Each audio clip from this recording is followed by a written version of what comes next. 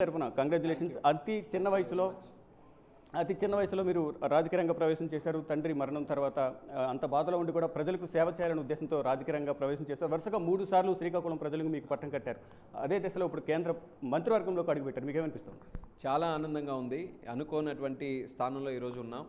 మూడోసారి ఎంపీగా గెలవాలని ఎంతో పట్టుదలతో కృషి చేశాం. అలాగే మా తాలూకు లక్ష్యం కూడా చంద్రబాబు నాయుడు గారిని మళ్ళీ ముఖ్యమంత్రి చేయాలి. అలాంటి నాయకుడు ముఖ్యమంత్రిగా ఉంటే రాష్ట్రం డెవలప్ అవుతుంది, రాష్ట్రానికి ఒక భవిష్యత్తు ఉంటుందనే ఆలోచనతో 5 సంవత్సరాలు కూడా ప్రతిపక్షంలో ఉన్నప్పుడు మరింత కష్టపడి పనిచేశాం. ప్రజలు దాన్ని ఆశీర్వదించి మరి ఎన్డీఏ ప్రభుత్వాన్ని రాష్ట్రంలో కేంద్రంలో ఏర్పాటు చేయడానికి అందరూ కూడా సహకరించారు. వాళ్ళ వల్లే ఈరోజు ఈ స్థానంలో ఉన్నాం కాబట్టి వాళ్ళకి మేము ధన్యవాదాలు తెలియజేసుకుంటున్నాం. అలాగే నా వరకు వచ్చేసరికి ప్రత్యేకంగా శ్రీకాకుళం జిల్లా ప్రజానికానికి 3 సార్లు కంటిన్యూస్గా పార్లమెంట్ సభ్యుడిగా గెలిపించారు.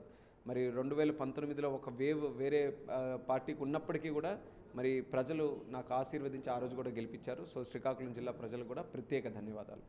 3 ఎంపీలతో లోక్సభలోకి అడుగుపెట్టిన టీడీపీ 2 నిమిషాలు సమయం ఇవ్వండి అని అభ్యర్థించిన మీరు ఇప్పుడు కీలక శాఖను శాసించబోతున్నారు. ఇప్పుడు ఎన్డీఏలో కూడా 2వ అతిపెద్ద పార్టీగా ఉంది. మీకేమనిపిస్తుంది గతంకు ఇప్పుడు భిన్నంగా? ప్రజాస్వామ్య తాలూకా బలం ఏ రకంగా ఉంటుందో ఈరోజు నిరూపించబడింది. ఆ రోజు ప్రజలు మాకు 3 సీట్లు కేటాయించినప్పటికీ ప్రజలతోనే ఉన్నాం, ప్రజలతో పోరాటం చేశాం, ప్రజా సమస్యల్ని పార్లమెంట్లో వినిపించాం. దానికి సమయం తక్కువగా ఇచ్చేవారు, ఎందుకంటే 3 సభ్యులు ఉన్నాం కాబట్టి. ఆ 3 సభ్యులకు వచ్చినటువంటి సమయం చాలక ఎన్నో సందర్భాల్లో సమయం పెంచమని నేను రిక్వెస్ట్ చేసేవాడిని. కానీ వాళ్ళకున్నటువంటి నిబంధనల వల్ల అంతవరకే సమయం ఇస్తే ఆఖరికి ఈసారి నేను ప్రజల దగ్గరికి వెళ్తున్నాం, ఎన్నికలు వస్తున్నాయి, మాకు ఆశీర్వదిస్తారు కాబట్టి ఒక్కసారికి ఇవ్వండి, ఈసారి మాత్రం సమయంకి ప్రాబ్లం లేకుండా మేము సభ్యులను తెచ్చుకుంటామని ఆ రోజు ఒక మాట అంటే ప్రజలు దాన్ని నిజం చేశారు. సో ప్రజలు నిరంతరం నాయకులు ఏం చేస్తున్నారు, పార్టీలు ఏం చేస్తున్నాయి, వాళ్ళ వ్యవహారం ఏ రకంగా ఉంది, అది క్షుణ్ణంగా నోటీస్ చేస్తున్నారనడానికి మన ఏపీ ఎలక్షన్ ఒక ప్రత్యేకమైనటువంటి నిదర్శనం. ఆ రోజు అనుకోవచ్చు అందరూ కూడా ప్రభుత్వాలు ఏదో చేసినా సరే, ఏం చేసినా సరే ప్రజలు పట్టించుకోరేమో, ప్రజలు మాట్లాడరేమో అని. కానీ ప్రజలు మాత్రం ఎన్నికల్లో వాళ్ళకు అనుగుణంగా ఉన్నటువంటి తీర్పు, వాళ్ళు ఆలోచించే ప్రతి మాట ఓటు ద్వారా నిరూపిస్తారనేది మా అందరికీ ఒక నమ్మకం కలిగింది. మీకు ఈ శాఖ కేటాయించిన తర్వాత ప్రధాని నరేంద్ర మోడీ కూడా ప్రత్యేకంగా మీతో చర్చించినట్టు తెలుస్తుంది. ఈ ఏవియేషన్ శాఖకు సంబంధించి ఎటువంటి విషయాలు మీతో మాట్లాడారు ప్రధాని?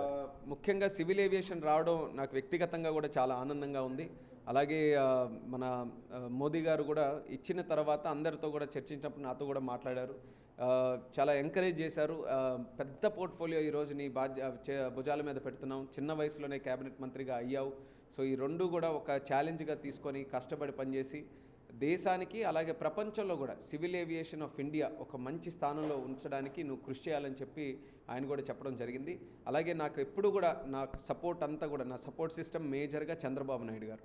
నాన్నగారు చనిపోయిన దగ్గర నుంచి కూడా ఆయన హక్కును చేర్చుకొని ప్రతి కార్యక్రమంలో కూడా ఆయన నన్ను గైడ్ చేసుకుంటూ ముందుకు నడిపించారు. ఆయన ఆలోచనల వల్ల ఈరోజు ఒక మంచి నాయకుడిగా తయారయ్యే అవకాశం దక్కింది. దానికి అనుగుణంగా నాకు ఈరోజు మంత్రిగా చేసే అవకాశం ఇచ్చారు. సో చంద్రబాబు నాయుడు గారికి ధన్యవాదాలు. ఈరోజు నేను సివిల్ ఏవియేషన్ మంత్రిగా ఉన్నా సరే చంద్రబాబు నాయుడు గారి తాలూకు ఆలోచనలు, ఆయన తాలూకు ఆదేశాలు పాటించి రాష్ట్రానికి న్యాయం చేయడంలో కానీ ఇటు మినిస్ట్రీలో కూడా, ఎందుకనంటే చంద్రన్న విజన్ ఎలాగుంటుందనంటే గతంలో కూడా మనం చూసాం, నగరాలే నిర్మించే శక్తి చంద్రబాబు నాయుడు గారికి ఉంది. అటువంటి ఆయన తాలూకా విజన్ని కానీ మనం కొంచెం సలహాలు సూచనలు తీసుకుంటే అది సివిల్ ఏవియేషన్లో కూడా బ్రహ్మాండంగా చేయొచ్చని నమ్మకం ఉంది. కాబట్టి ఈ ఛాలెంజ్ని ఆనందంగా స్వీకరిస్తున్నాం.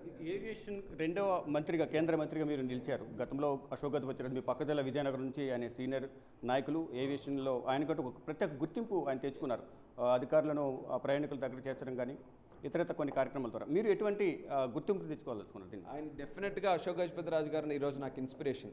ఆయన 2014లో ఇంత స్కోప్ లేనప్పటికీ కూడా అద్భుతాలు సృష్టించారు. ముఖ్యంగా రాష్ట్రానికి కావాల్సినటువంటి ఎయిర్పోర్ట్స్లో, కనెక్టివిటీలో, ప్యాసింజర్ తాలూకా ఎమ్యూనిటీస్లో అన్నిటిలో కూడా చాలా శ్రద్ధ వహించి సివిల్ ఏవియేషన్కి ఒక కొత్త రూపాన్ని ఆయన అందించగలిగారు. మన రాష్ట్రానికి పేరు వచ్చింది, ఆయనకి మంచి పేరు వచ్చింది. మరి అదే స్థాయిలో మీరు అన్నారు మా పక్క జిల్లాని, ఎప్పుడు కూడా మాకు గురువుగా ఉండేవాళ్ళు మన అశోక్ గజపతిరాజు గారు. నాన్నగారికి మంచి మిత్రులు. మరి ఆయన తాలూకా రాజకీయ వ్యక్తిత్వం కూడా ఏ రకంగా ఉంటుందో మనం తరచూ చూస్తుంటాం. హుందాతనంగా చాలా మనసున్నటువంటి రారాజు, కేవలం పేరుకే రాజు కాదు, ఆయన మనసున్నటువంటి రారాజు అశోక్ గజపతిరాజు గారు. అలాంటి వ్యక్తిని ఆదర్శంగా తీసుకొని ఆ రోజు ఏ ప్రోగ్రామ్స్ అయితే ఆయన చేశారో దానికి ఇన్స్పిరేషన్గా తీసుకొని మళ్ళీ కంటిన్యూ చేస్తాను. ముఖ్యంగా ఆయన ఆ రోజు భోగాపురంకి చాలా కార్యక్రమాలు చేయడం జరిగింది. కానీ మధ్యలో వచ్చిన ప్రభుత్వం వల్ల అదంతా అలాగే ఉండిపోయింది. మళ్ళీ ఈరోజు దాన్ని టాప్ ప్రయారిటీగా తీసుకొని భోగాపురం ఎయిర్పోర్ట్ని ఫుల్ ఫ్లెడ్జ్డ్గా ఈరోజు అతి త్వరలో పూర్తి చేయాలనేది మా తాలూకా కోరిక. అది కూడా చేస్తాం. అలాగే విజయవాడ ఎయిర్పోర్ట్, తిరుపతి ఎయిర్పోర్ట్, చిన్న చిన్న ఎయిర్పోర్ట్, రాజమండ్రి ఎయిర్పోర్ట్, అలాగే కర్నూలు, కడప, ఇలా చాలా ఎయిర్పోర్ట్స్ ఉన్నాయి మన రాష్ట్రంలో. చాలా అవకాశం ఉంది అది డెవలప్ చేయడానికి. దానికి కావాల్సినటువంటి నిధులు కేటాయించి అది ఇంప్రూవ్ చేయడానికి కూడా మరి మా వంతుగా మేము కృషి చేస్తాం. అలాగే దేశ స్థాయిలో ఏవైతే ఎయిర్పోర్ట్స్కి కానీ లేకపోతే ప్యాసింజర్స్కి కానీ సివిల్ ఏవియేషన్కి కానీ ఏవైతే ఆలోచనలు ఉన్నాయో అవన్నీ కూడా ఒక మంచి విజన్తో ముందుకు నడిపించడానికి, అందుకనే ఇప్పుడు ఏంటంటే ఆ సెక్టర్లో ఏవేవి జరిగిందని తెలుసుకోవడానికి ప్రీవియస్ మినిస్టర్ జ్యోతిరాదిత్య గారిని కూడా వెళ్ళి కలిశాను. ఇప్పుడు ప్రత్యేకంగా కలిసి ఆయన సలహాలు సూచనలు కూడా తీసుకున్నాను. అంటే చాలా సీరియస్గా తీసుకుంటున్నాం ఈ బాధ్యత. దేశం కోసం శ్రమించడానికి తెలుగుదేశం పార్టీకి ఒక మంచి అవకాశం వచ్చింది. దేశంలో ఇది చేసుకొని నిరూపించుకోవాలి, దాన్ని రాష్ట్రానికి కూడా మనం వినియోగించుకోవాలి. అలాగే కేంద్రం తాలూకా సపోర్ట్ కూడా తీసుకొని రాష్ట్రాన్ని డెవలప్ చేయాలి. ఇది మా కాన్సెప్ట్. ఇప్పుడు ప్రస్తుతం ఉన్న పరిస్థితుల్లో అత్యవసరంగా త్వరగా రీచ్ కావాలి గమ్యస్థానాలు కంటే ఇప్పుడు ఫ్లైట్లను ఆశ్రయిస్తున్నారు. కొన్ని సందర్భాల్లో ఫ్లైట్లు క్యాన్సిల్ అవుతూ ఉన్నాయి, విస్తారంగా ఇతర కొన్ని ఫ్లైట్లు. అటువంటి వాటిపై ఎటువంటి చర్యలు తీసుకునే అవకాశం ఉంది? ఇవన్నీ కూడా నేను ఛార్జ్ తీసుకున్న తర్వాత ఒక రివ్యూ మీటింగ్ పెట్టుకొని ఒక రిడ్రెసల్ మెకానిజం పెట్టుకుంటా. ఏవైతే ఇమీడియట్గా మీరు అన్నట్టుగా ఇమీడియట్గా చిన్న చిన్న వస్తున్నాయి కదా, దానికి ఒక టీంని ఏర్పాటు చేసి అలాంటి సమస్యలు నేరుగా ఇమీడియట్గా పరిష్కరించడానికి ఒక టీంని ఏర్పాటు చేస్తాం. మేము ఎప్పుడు కూడా ఎంత పెద్ద పెద్ద ఆలోచనలు సివిల్ ఏవియేషన్ మినిస్ట్రీకి ఉన్నా సరే గుండెలో మాత్రం ఆ కామన్ మ్యాన్, ఆ ప్యాసింజర్ ఎవరైతే ఉన్నారో ఆయన దృష్టిలో పెట్టుకొని ఆయనకి మాత్రం అన్ని సదుపాయాలు అందించాలని మా తాలూకా కర్తవ్యాన్ని మాత్రం మనం నిర్వహిస్తాం. తెలుగు రాష్ట్రాలకు 5 శాఖలు ఇచ్చారు. దాంట్లో తెలంగాణకు సంబంధించి కూడా నిన్న కిషన్ రెడ్డి గారు మాట్లాడుతూ వరంగల్ ఎయిర్పోర్ట్ గురించి ప్రస్తావించారు. చాలా ఆనందం అనిపించింది. నేను ఒక్కడనే కాదు, పెమ్మసాని గారు కానీ, రాజు గారు కానీ, కిషన్ రెడ్డి గారు, బండి సంజయ్ గారు, వీళ్ళందరూ కూడా మాతో పాటు ప్రమాణ స్వీకారం చేసిన తర్వాత చాలా ఆనందం అనిపించింది. మన తెలుగు వాళ్ళకి చాలా గౌరవం దక్కిందని అందరూ అప్రిషియేట్ చేశారు.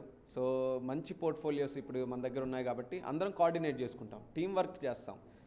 రాష్ట్రాల కింద కాకుండా తెలుగువారి కింద అందరం కూడా కలిసికట్టుగా పనిచేసి 2 రాష్ట్రాల్లో అభివృద్ధి చేయడానికి 5 మంది మంత్రులను కూడా ఎప్పటికప్పుడు మాట్లాడుకొని చేస్తాం. అందులోనే భాగంగా కిషన్ రెడ్డి గారు ఆయన కూడా ఒక మంచి లీడ్ తీసుకున్నట్టుగా ఈరోజు సివిల్ ఏవియేషన్లో తెలంగాణలో కొన్ని ఉన్నాయి, సోదరుడు రామ్మోహన్తో మాట్లాడవన్నీ కూడా చేస్తామన్నారు. అదొక మంచి ఇన్విటేషన్, అంటే కలిసి పని చేద్దామని చెప్పడానికి. సో దాన్ని ఇన్స్పిరేషన్గా తీసుకొని అందరం కలిసి పనిచేస్తాం. పెమ్మసాని గారికి రూరల్ డెవలప్మెంట్ ఇచ్చారు, కమ్యూనికేషన్ ఇచ్చారు, శ్రీనివాస్ వర్మ గారికి హెవీ ఇండస్ట్రీస్, అలాగే ఉక్కు కూడా ఇచ్చారు. అంటే వీటన్నిటి ద్వారా రాష్ట్రాన్ని ఏ విధంగా అభివృద్ధి చేసే అవకాశం ఉంది? రాష్ట్రంలో జగన్ చేసినటువంటి వినాశానికి రాష్ట్రానికి చాలా చేయాలండి. అన్ని డిపార్ట్మెంట్స్ తాలకు అవసరం ఉంది. సో ఏ డిపార్ట్మెంటు ఎవరి దగ్గర ఉన్నా సరే ప్రతి ఒక్కటి కూడా మనకు అవసరమే. అందరితో చర్చిస్తాం. ఇప్పుడు రూరల్ డెవలప్మెంట్ చాలా ఆనందం అనిపించింది. నాన్నగారు చేశారు అప్పుడు, అందులో ఎంఓఎస్గా ఈరోజు పెమ్మసాని గారికి వచ్చింది. కమ్యూనికేషన్స్ డిపార్ట్మెంట్ ఉంది, చాలా అద్భుతాలు చేయొచ్చు.